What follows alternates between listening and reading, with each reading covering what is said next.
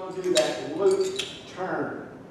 And the loop turn is very simple. It goes and the 1, and the 2, and the 3, loop. The left foot is free. You do a fancy double and repeat that to the front. So let's go ahead and do that. Fancy double, loop, step, 1, 2, 3, loop, step, and fancy double. Once you do that loop step and your fancy double, you're going to do what they call a Tennessee Mountain. And the Tennessee Mountain is a stomp double back. I'll do it to the front first time. The Tennessee Mountain is stomp double back and then double step and kick left. Double step, kick left.